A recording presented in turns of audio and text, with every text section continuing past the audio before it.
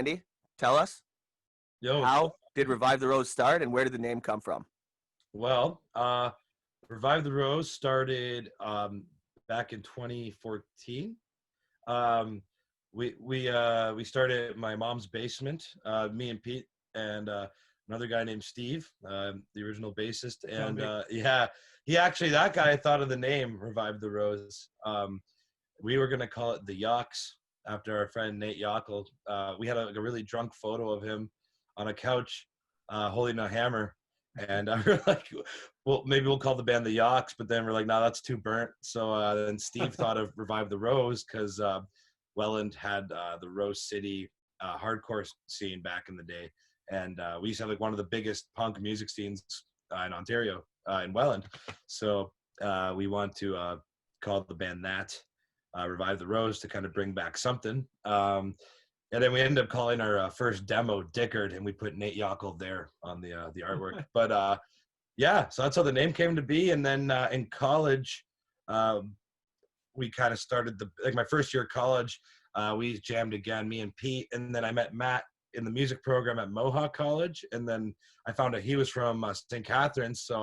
And we were from Welland. So I told him to come jam. And then, the rest is history. Here we are. Love it. Like all great bands, started in your mom's basement. Yeah. Barb. Shout out to Barb. One thing I want to know about you guys is, are there any key people or bands or whoever that you can credit with giving you a quote-unquote break and opening any doors or opportunities for you? Monster Truck was probably one of the first bands to really do that for us. We played with them in Peterborough for the first time, 2018.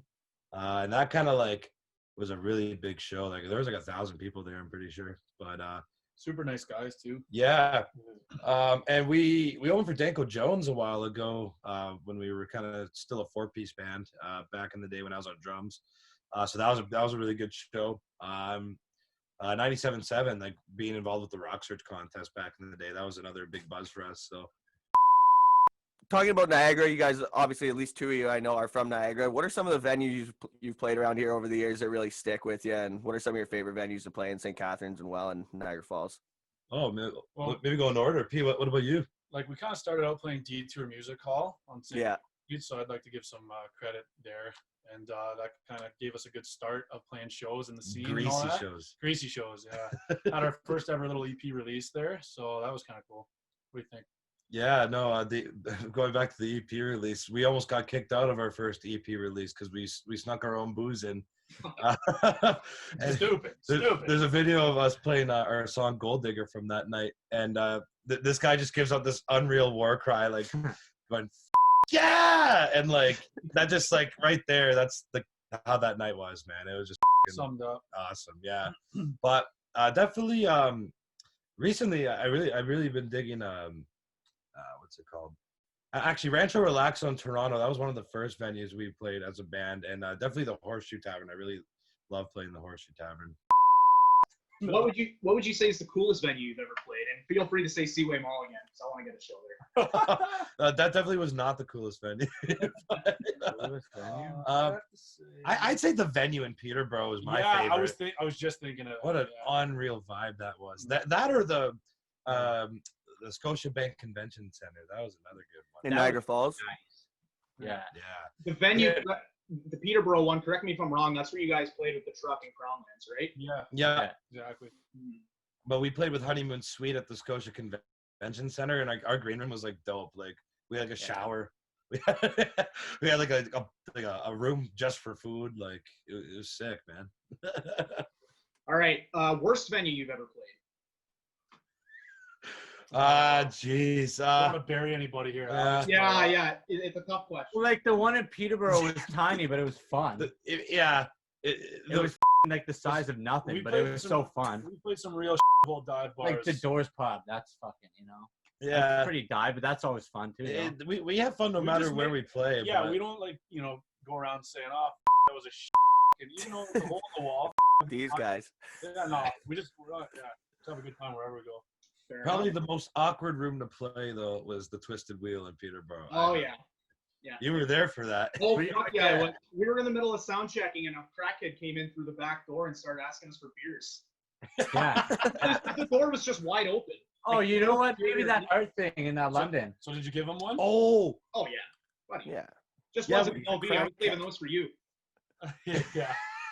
Right. Good Got him man. some OVs. Good man. dude, actually, Mo. on our first tour, we played an art center in London. It was like it could only fit like 20 people in there. But it was super burnt, but it was actually like it was packed in there though. Oh, But that's a good answer. super burnt. But, That place. That wasn't even like a venue. Or the one in Welland. oh yeah, then there was a Welland art gallery to play. Oh, Yeah. So Welland Art Gallery. oh, Right, wow, art sounds gallery is fancy. burnt, super. but cooked. they did the The job. art gallery the size of a closet.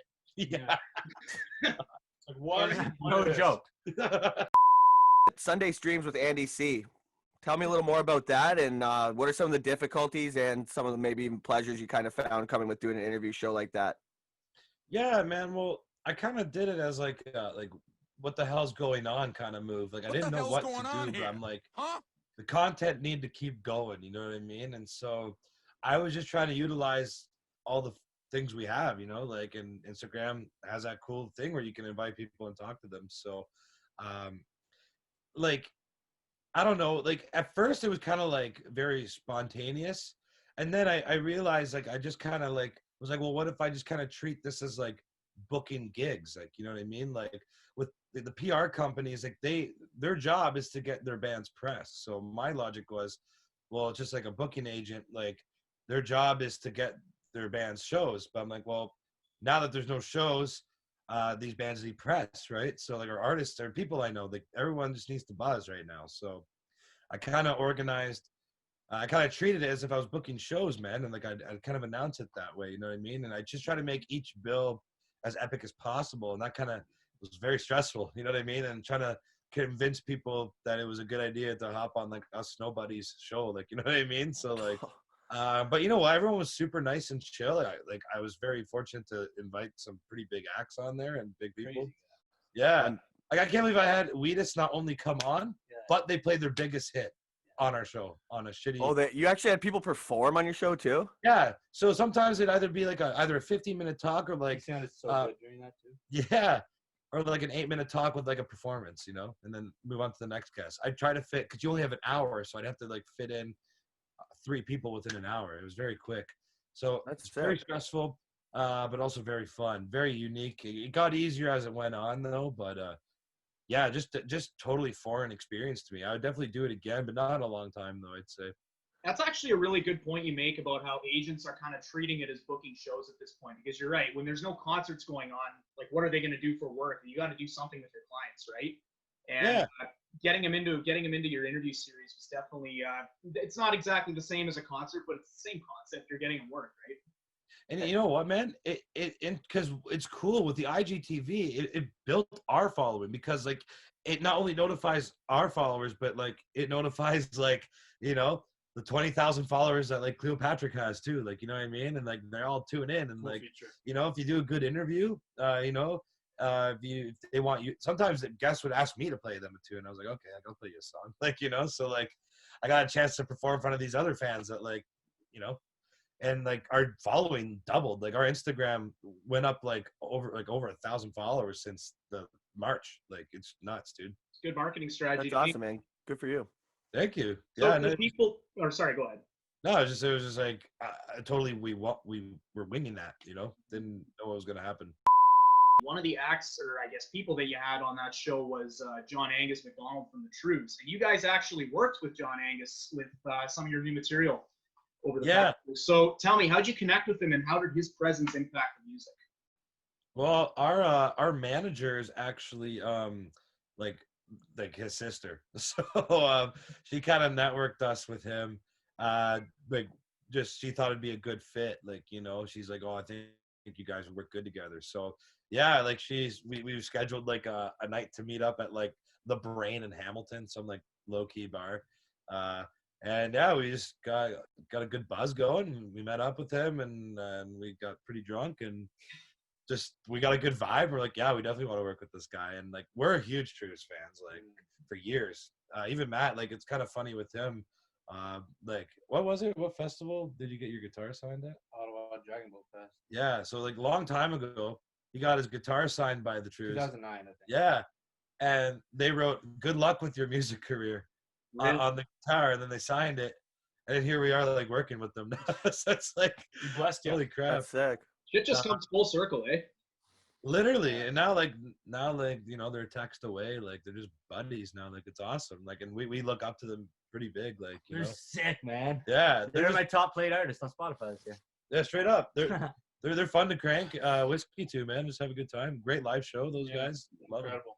They've just got a really fun vibe around them. I agree with you on that note. Big out east side. And they're so nice and humble.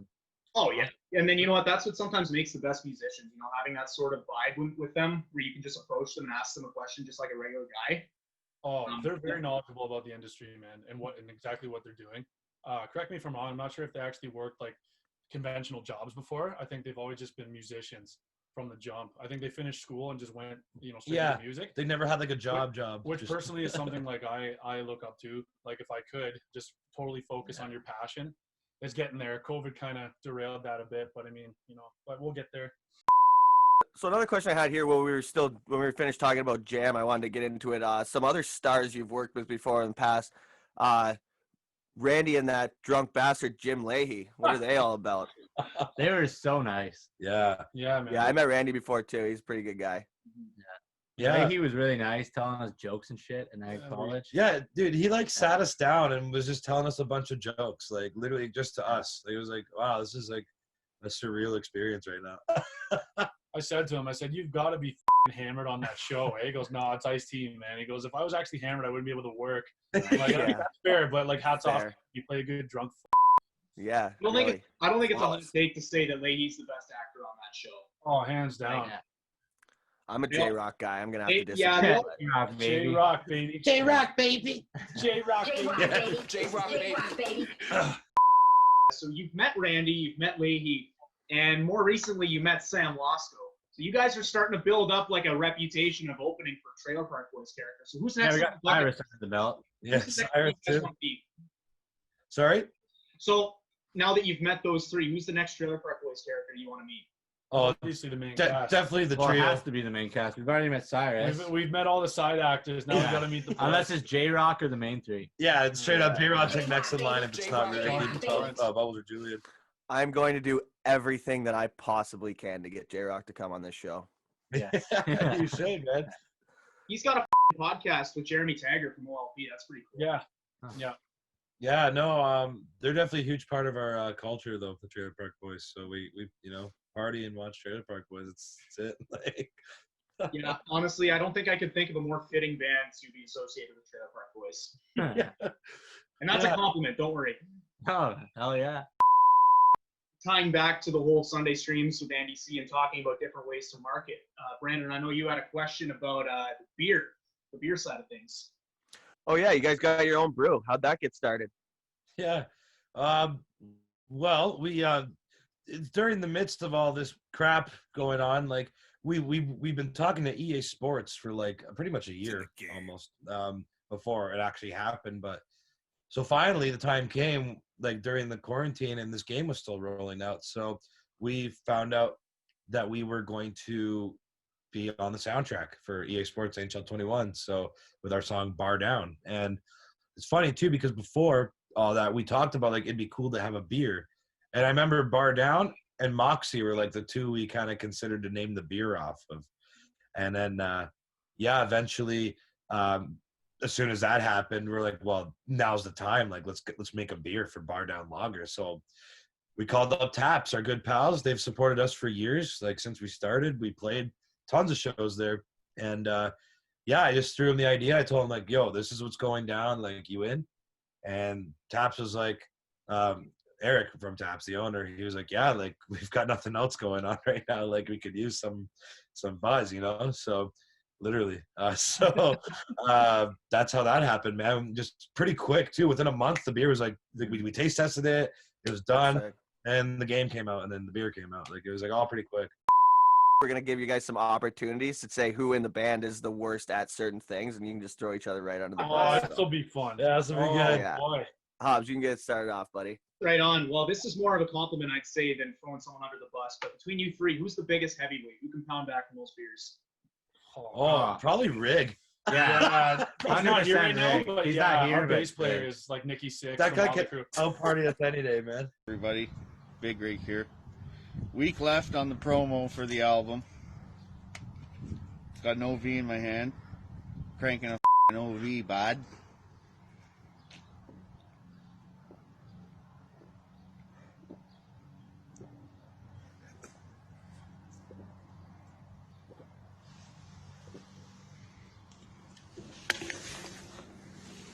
Get your album or get He's having Peterborough going. He's going to Peterborough to Sunday now. Yeah. Oh yeah, yeah. He's an absolute unit. I'm not surprised. Showed me a trunk full of booze. He's like, I'm heading out. Just dipped. And he actually makes fun of us because we can't send his hard. Yeah, Yeah. So, He's like, we're a rock and roll band. Start Like- acting like it. We're like- oh, shit, like man. last time we were on the road, we were at breakfast the next morning. He looks at us. He goes, "I haven't slept in 3 days. What's your excuse? You guys are 10 years younger than me." I'm like, "Holy, no kidding, eh?" If you're at the point where you're clowning Revive the Rose for not being able to keep up with you, I think you've got a pretty high title at I think you have substance abuse issues. Yep. All right, so staying kind of on the topic of this one, who dabbles into the jazz cabbage the most of all you guys? Jazz cabbage. Like, I'd probably say you're this probably- guy, Matt. Yeah, He me. crushes the most. Snowing right now. No controversy there whatsoever. Yeah, no. Him, me. All right, Lions, fire the next one. All right, who can eat the most in one sitting? Are you kidding me? Fucking, I'm the belly buster champion yeah, at empty come on. bellies. He's got a picture on the wall, right? Yeah, I'm No way, that's thing. I ate a 5-pound plate in 40 minutes. I feel like And then he's- perform.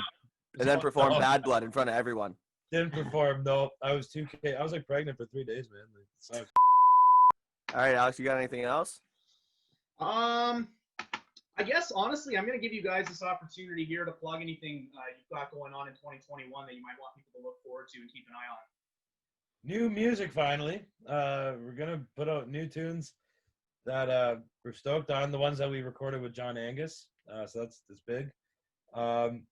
We just launched a TikTok.